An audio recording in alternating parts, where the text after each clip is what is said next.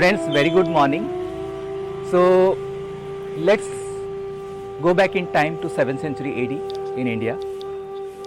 And by the time 7th century AD, the golden rule of Gupta was over.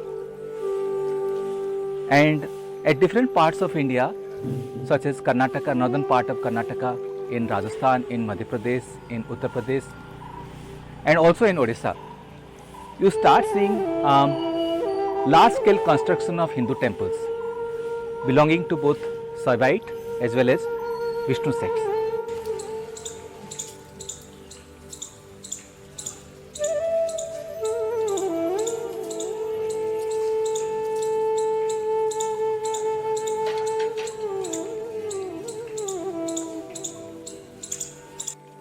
Now Bhubaneswar. Bhubaneswar by 7th century AD was also at the crossroad of ideas. So there was mass scale movement happening from South India to Bhubaneswar, from North India to Bhubaneswar, and also from here to both South India as well as North India. And because of these flow of ideas, so the temple building activity also started in Ekamra or Bhubaneswar. Bhubaneswar was known as Ekamra Kshetra at that time. And but unlike other regions where there were a lot of experiments happening, combining different styles, from the very beginning of Odishan temple architecture, we had a very our ancient builders, architects had come up with a very unique style of building temples, which is referred to as Kalinga school of temple architecture.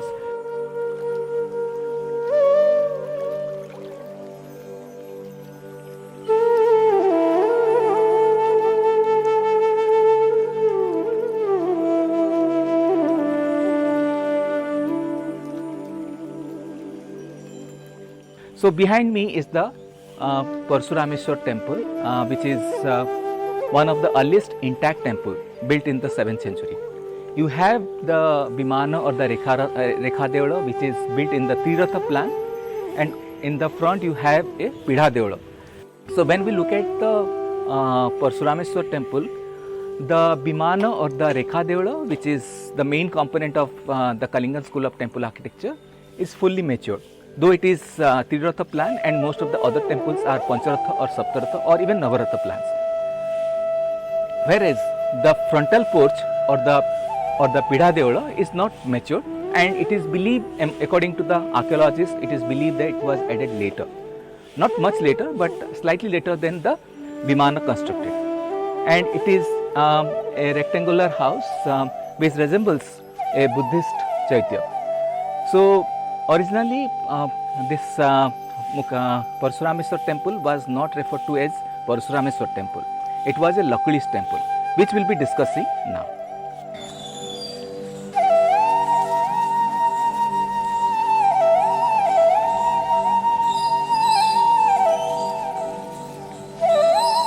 According to K.C. Panigrahi, who was an archaeologist of eminence, and he has written a book on archaeology on Bhubaneswar. The title of the book is Archaeological Remains of Bhubaneswar. So this temple was originally not known as Parsurameshwar temple. On the basis of our inscriptions which was found here, the temple records the donation of 2 adhakas of rice made by one Pramadacharya to be first given as an offering to Parasavara Bhataka and then distributed among ascetics and other devotees.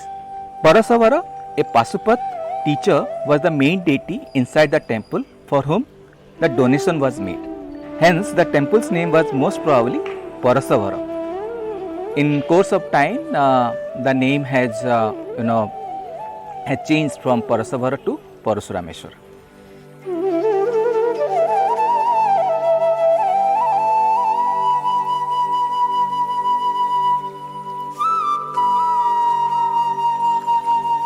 The Parsurameshwar temple has got 3 Lakulis images, and they are found on the 3 sides of the temple on 3 walls. And the west one, which is seen before me, is facing south. And this Lakulis image which you see before me has got 4 male figures, 2 on each sides, each with a pustaka held in the left hand and the right showing Abhaya Mudra.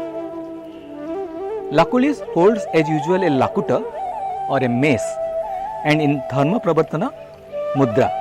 And sometimes he can be mistaken as an image of the Buddha because of Yogasana, half closed eyes, and distinctive treatment of hair. Only the Lakuta makes him different from the Buddha. So this is yet another panel showing various divinities. You can see the image of Lakulish which we just discussed, but here it is he is not surrounded by his disciples. And then you have Sadashiva, which is one of the finest expressions in Bhubaneswar. You probably would know about Elephanta Cave in Maharashtra near Mumbai, where you have the iconic feature of Lord Sadashiva, which is another aspect of Lord Shiva. And then you have again Mother Goddess here, the depiction of Mother Goddess. And then you have also Surya image, the image of Surya on the extreme left.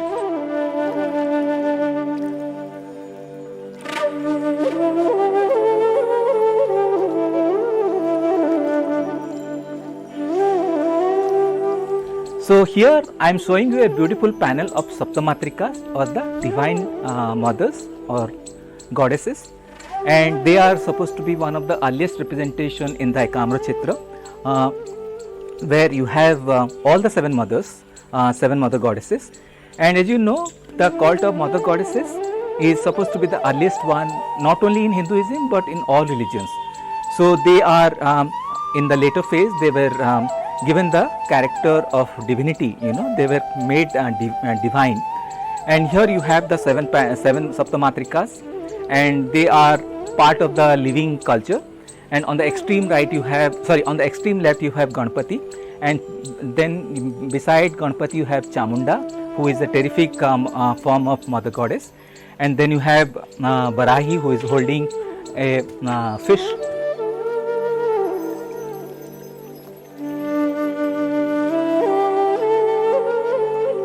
So before me you have a beautiful panel of Lord Nataraj.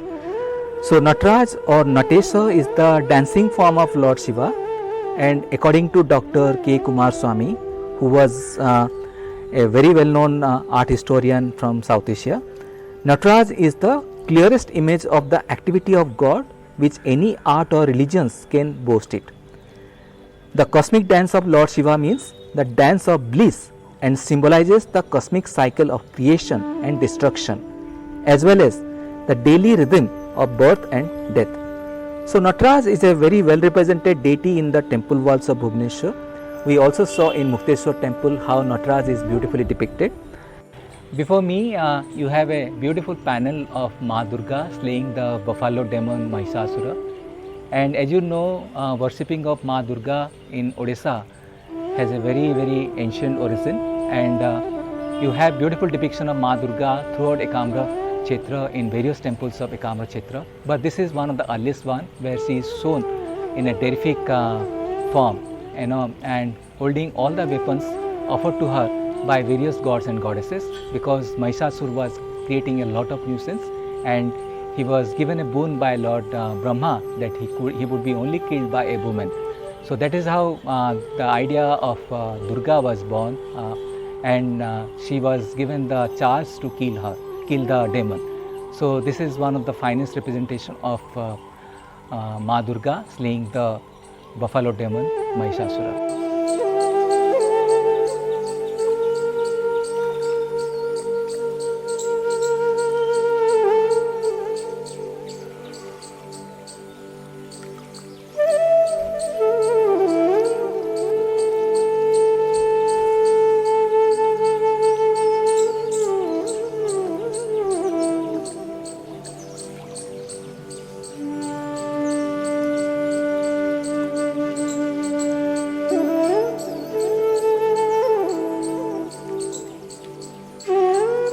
Before me, you see a panel of Shiva's marriage which is depicted on the lintels of the central niche on the eastern wall. Shiva and Parvati stand in the center of the scene, which you can see here, dressed as the bridegroom and the bride. Agni, with flames rising on both sides, sits to the proper right of Shiva. To the right side of Agni, Brahma with the three heads shown in pouring water from the vase. To the right of Brahma, Surya is standing with the usual lotuses. Two female attendants with swords in their hands are standing to the left of the Parvati, left of the image of Parvati. To the left on the last female attendant is the four-armed standing Vishnu holding a vase with two hands and a conch shell with the others two. A dwarf stands in between them carrying a load, probably of sweets, on the head. Before me there is yet another panel which depicts Annapurna offering alms to Shiva, and this panel is also depicted within the Chaitya arts and it is in the southern face of the Vimana. Shiva and Annapurna stand face to face with a dwarf in between and each with an attendant by the side. Shiva holds a long parasol in the right hand and extends the left with a cup in which Annapurna is shown wearing a veil offering alms. So according to Purana, once the rishis had held a council where Brahma declared that he was the supreme creator of the universe. Shiva, as the terrifying Bhairava, cut off one of Brahma's 5 heads because he was present there and he could not tolerate this. So he cut off one of Brahma's 5 heads and he was referred to as Bhairava. Immediately Brahma died and he was reborn. Because he was a god, so he was reborn.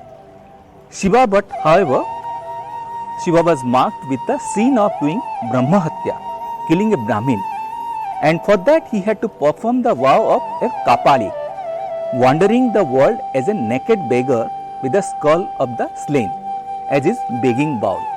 Shiva wandered the 3 worlds from door to door with a host of bhutas, goblins.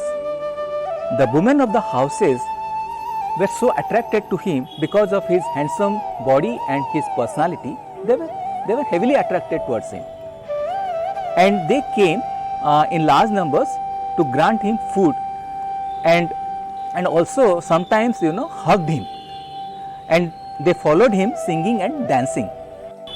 So wandering, Vikasana reached the Deodar forest, which was one of the most beautiful places on earth.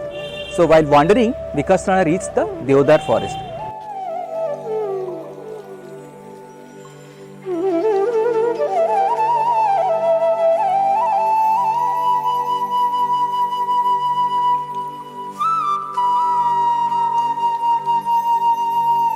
So before me, on the lintel of the northern wall of the temple, you have a panel where a war scene is depicted.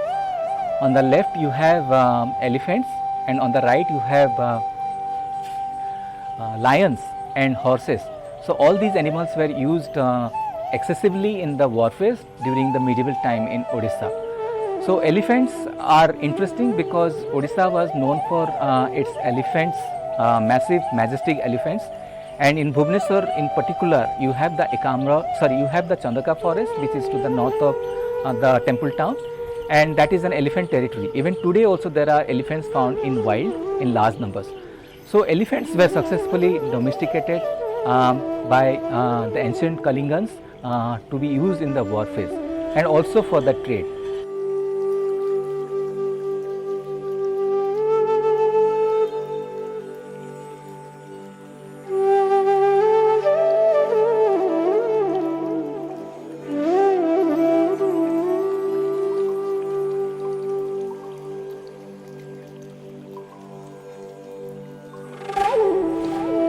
So before me you have panels depicting male musicians and dancers, and Bhubaneswar is well known for depicting scenes of dance and music in almost all its temples, and Parsurameswar being one of the oldest temples in Bhubaneswar, you have the earliest representation of musicians and dancers in any of Odishan temples. And the temples here, the panels display musicians and dancers, and they appear slender and handsome, and they are holding lutes, drums and other musical instruments. As you know, Odisha has a very rich tradition of music and dance, and all of us know Odissi is one of India's prominent classical dances, and its evolution can be traced in the temples of Bhubaneswar, including the temple of Parsurameshwar where I am now.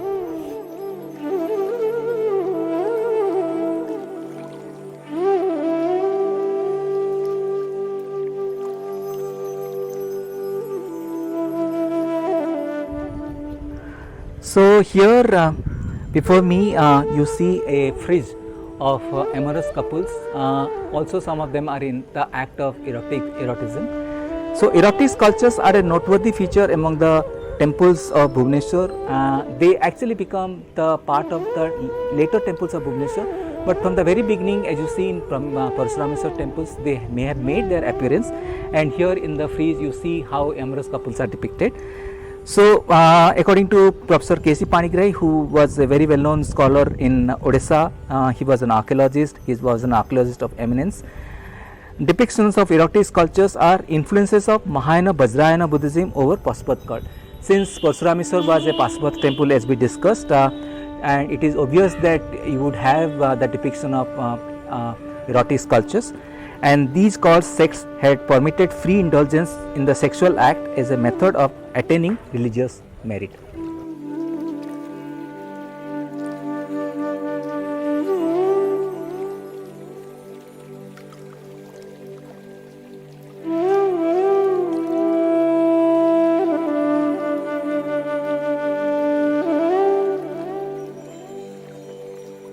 Here you find a beautiful Kartikeya, the depiction of Kartikeya image, who is the son of Shiva and Parvati, and he is also known as Kumara, and he is sitting on a throne, and beneath him is the vehicle of Kartikeya, that is peacock, and this is one of the finest representation of Kartikeya among the early temples of Bhubaneswar.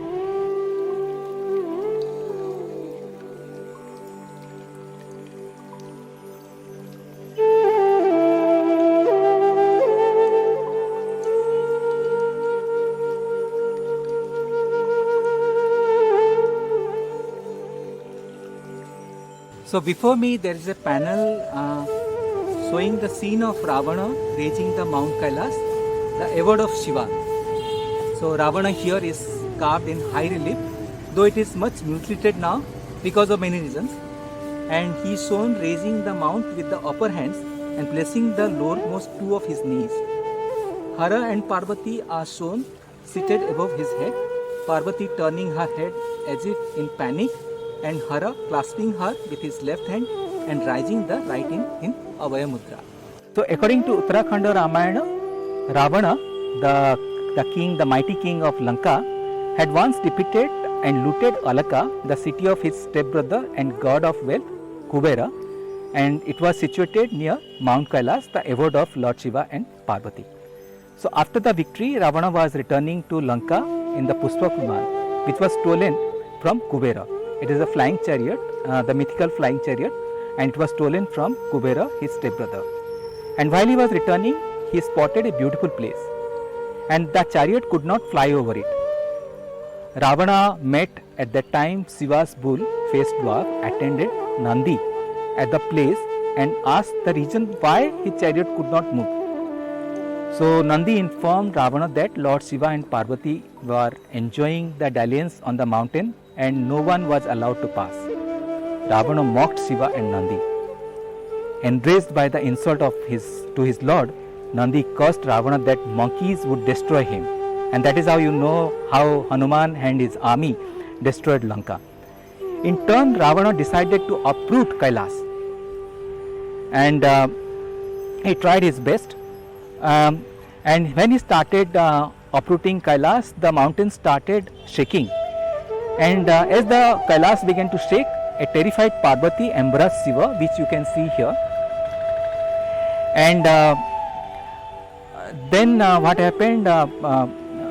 Shiva actually comforted her, and then he trapped in his big toe Ravana beneath him, and Ravana gave a very loud cry in pain. Then again advised by his minister, Ravana sang hymns in praises of Shiva for thousands of years. And finally Shiva not only forgave Ravana but also granted him an incredible sword.